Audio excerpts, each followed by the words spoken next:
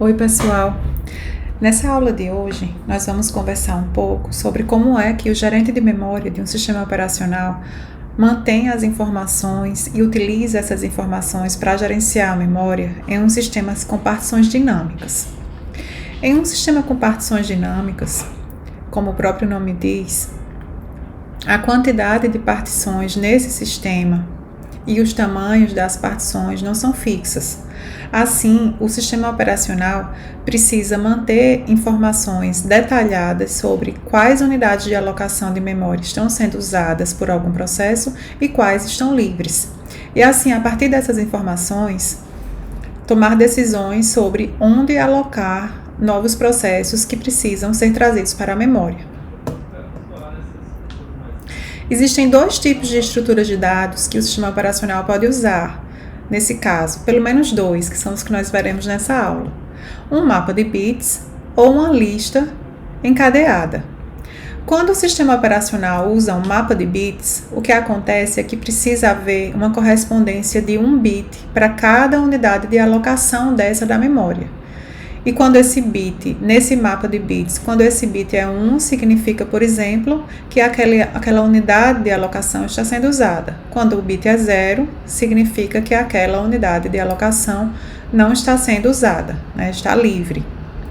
Para que o sistema operacional consiga encontrar um espaço livre na memória para trazer do disco, fazer o swapping de algum processo que está no disco, o que o sistema operacional precisa fazer é varrer todo esse mapa de bits, procurando por uma quantidade de zeros consecutiva. Então, por exemplo, se a gente precisa trazer um processo que vai precisar de 5 unidades de alocação, precisamos varrer esse mapa de bits até encontrar 5 zeros consecutivos. Ao encontrar 5 zeros consecutivos, significa que encontramos um espaço na memória que tem uma quantidade de unidades de alocação suficiente para abrigar esse processo que precisa ser trazido para a memória, tá?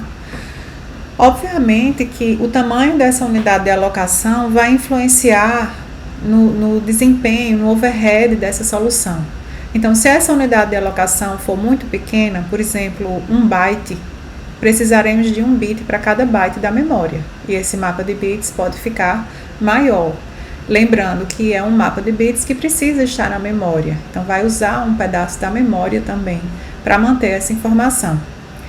Se essa unidade de alocação for muito grande, por exemplo, 1 megabyte, uma unidade de alocação bastante grande, o mapa de bits vai ser menor, porque nós vamos precisar de 1 bit para cada megabyte da memória, mas, por outro lado, nós podemos causar uma fragmentação interna, porque todos os processos que precisam de menos de 1 megabyte para serem colocados na memória vão ter uma área dessa partição que foi alocada, já que a partição mínima nesse caso vai ser de 1 megabyte, tá?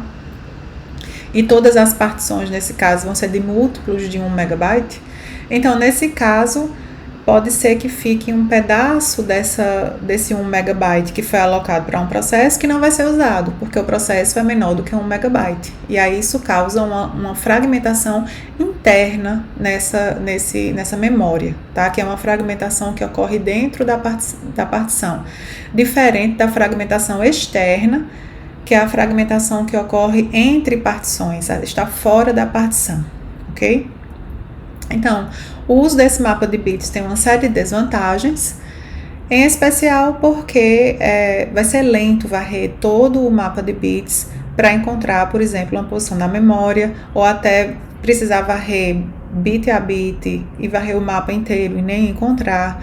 Então, em geral, exceto quando existe uma ajuda do hardware para que esse mapa de bits seja mantido, o que vai acontecer é que o sistema operacional vai optar pelo uso de uma lista encadeada. Vai manter uma lista encadeada para identificar quais são as áreas contíguas da memória que estão livres e que estão ocupadas.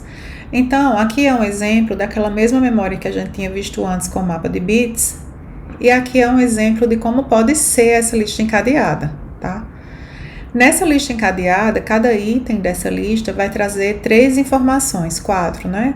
Contando com o apontador para o próximo item da lista. A primeira informação indica se esse espaço contíguo que esse item representa da memória está ocupado por um processo ou se está livre. Nesse caso aqui desse exemplo, a gente está usando a letra P para uma área que está ocupada e a letra L para uma área que está livre. Em seguida, esse item informa qual é o endereço inicial dessa unidade de alocação, desse representado por esse item aqui, do bloco representado por esse item.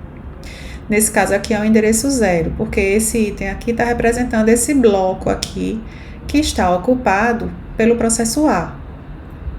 Então, o endereço 0 é o endereço inicial e o tamanho desse bloco são de 5 unidades de alocação, tá?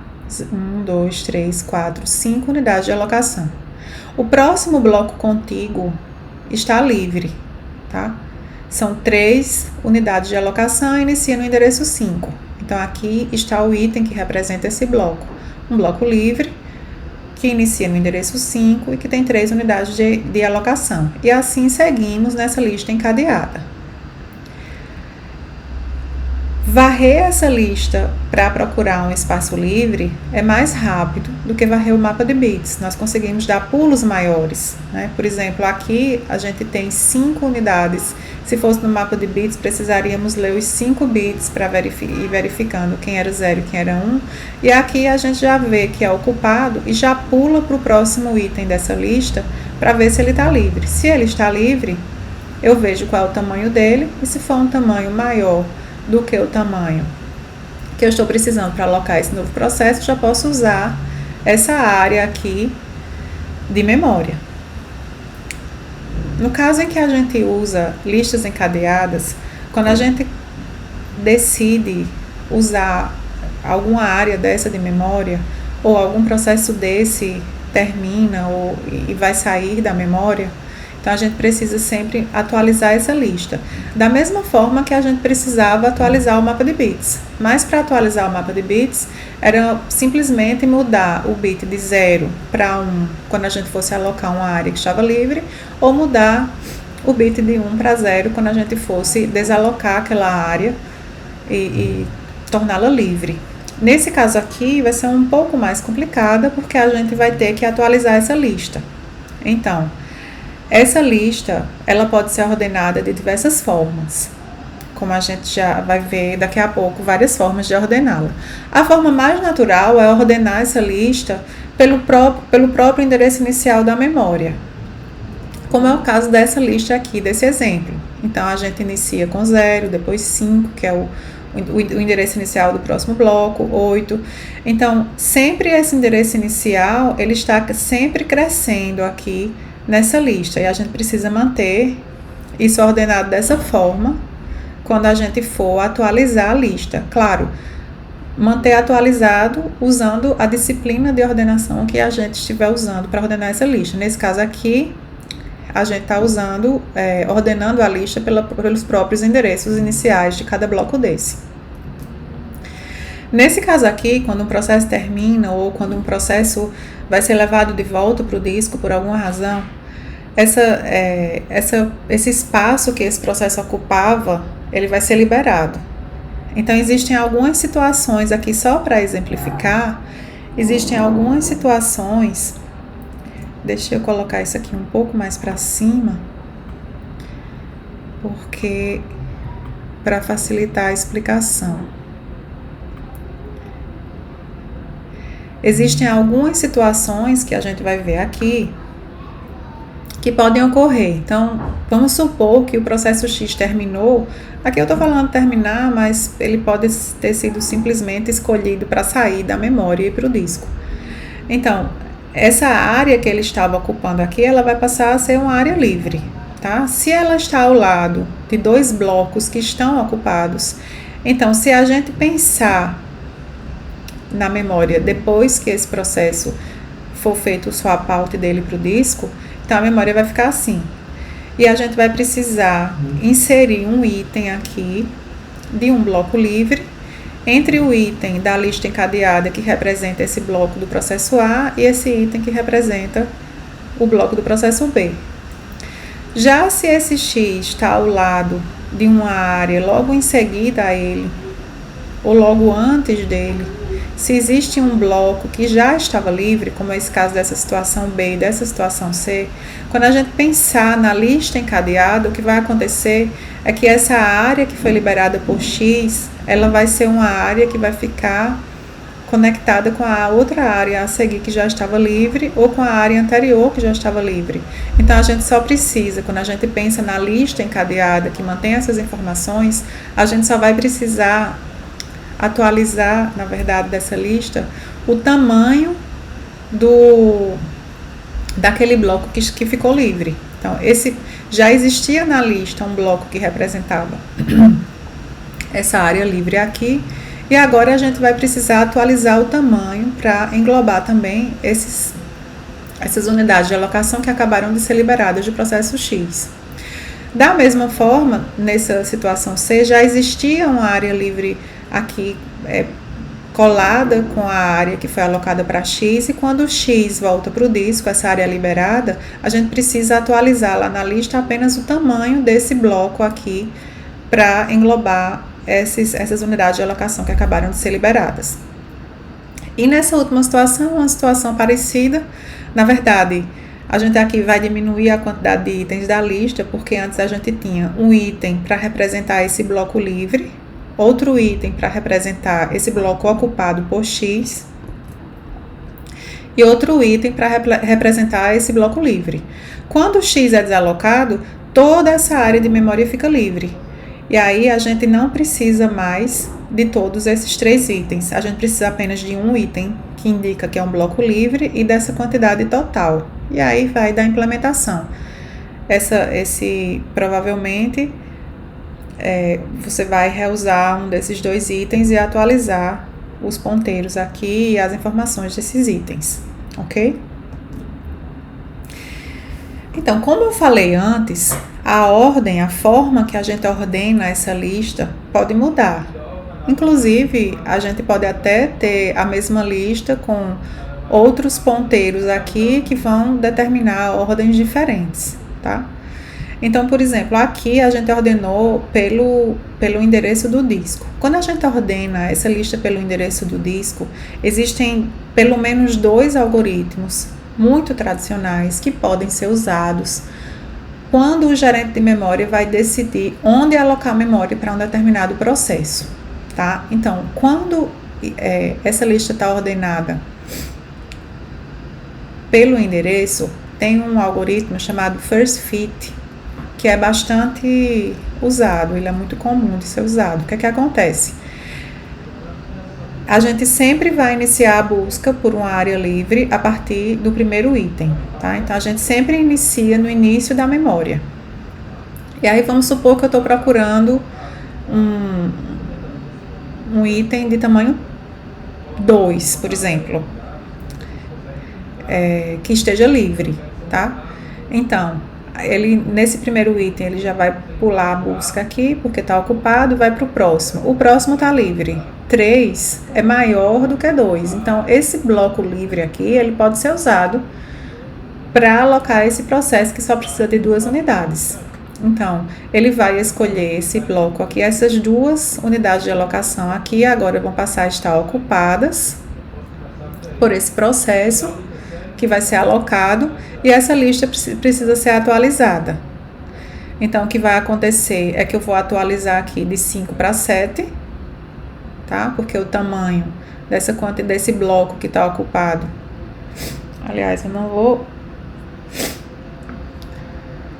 passar de 5 para 7 porque são processos diferentes, desculpa, e o sistema operacional precisa saber que são processos diferentes.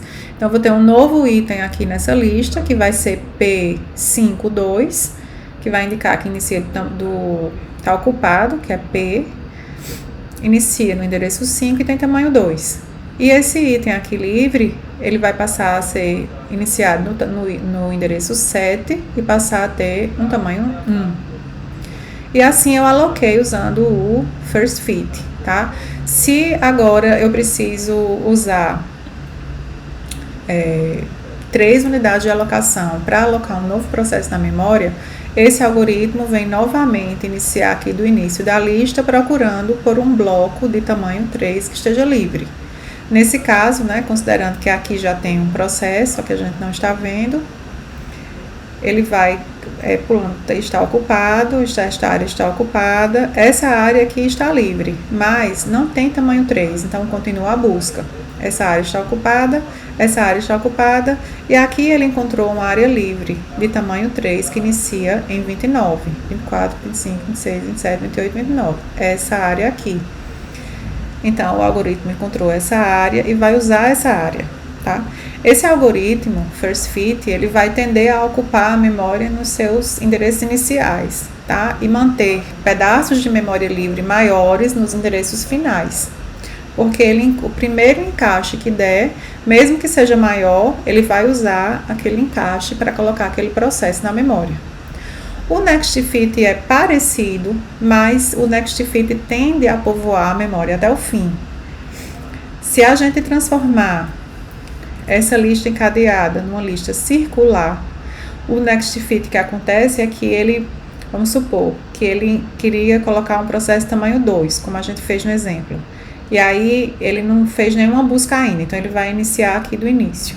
Então ele vai procurar aqui, está ocupado, esse está livre, e o processo de tamanho 2 vai ficar nessa área aqui da memória. Então ele vai atualizar a lista para ter mais um item, né, indicando que esses 2 blocos estão ocupados por um processo, e esse outro item aqui livre, ele vai passar a ser 7.1, como a gente já viu há pouco tempo. A diferença é que na próxima vez que o gerente de memória precisar buscar uma área de memória livre para alocar para algum processo, ele não vai mais começar do início dessa lista, ele vai começar de onde ele parou, tá? Então ele vai começar daquele pedaço da lista, que seria no caso esse, por exemplo, que seria livre 7.1. Então ele vai começar daqui.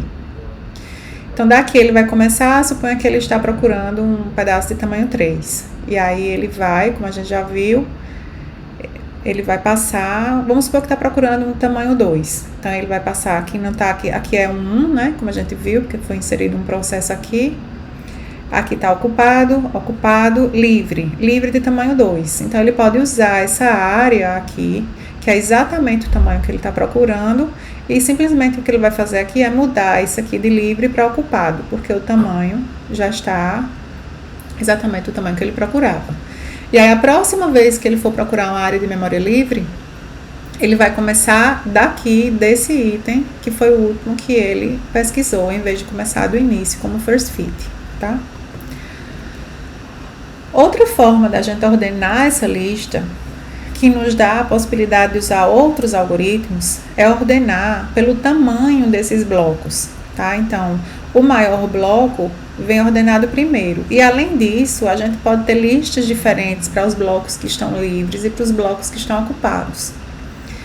Então, a gente pode ter, se a gente ordena essa lista, e essas listas podem também ser duplamente encadeadas, tá? Então, se a gente ordena essa lista do menor bloco livre para o maior bloco livre, e a gente começa sempre no início, que é do menor para o maior, o que vai acontecer é que a gente pode usar esse algoritmo Best Fit, que é o melhor encaixe. Esse algoritmo,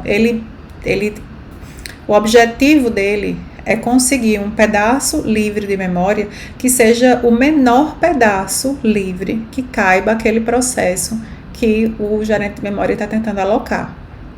Significa que, no melhor caso, o pedaço que está livre é exatamente do mesmo tamanho do processo que ele está tentando alocar. E em outros casos, o pedaço de memória de fragmentação interna que vai ocorrer, ou de fragmentação externa que vai gerar essa decisão, ele vai ser o mínimo possível, tá? Então, esse é o objetivo desse algoritmo.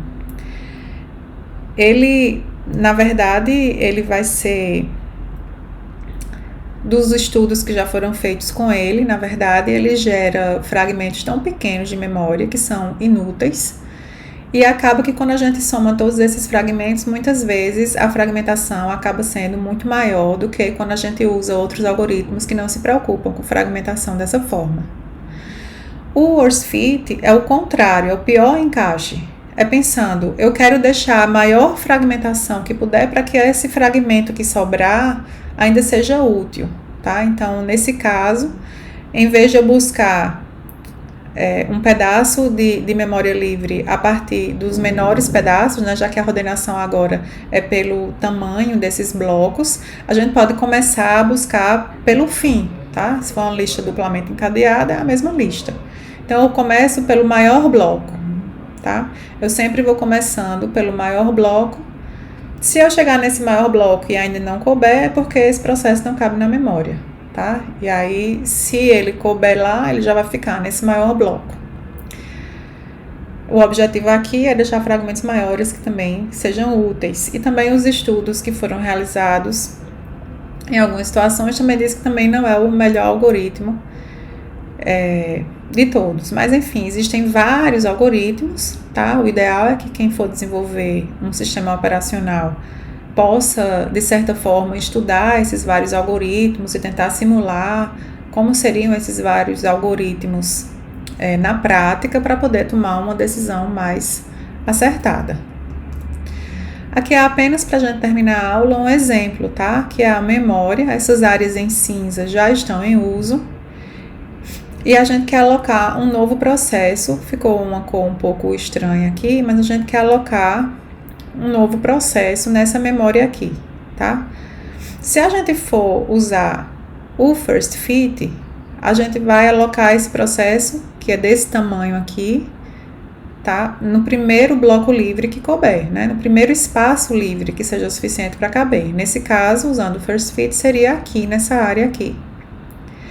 Se a gente estiver usando o next fit, e a última área que a gente conseguiu, o último bloco alocado foi esse aqui, por exemplo, então a gente iniciaria a busca a partir daqui. E aí, quando a gente iniciasse a busca a partir daqui, né, que equivale aqui, comecei a busca a partir daqui, o próximo bloco livre suficientemente grande vai ser aqui. Então, o next fit escolheria esse lugar aqui para colocar esse processo e não esse como o first fit escolheu.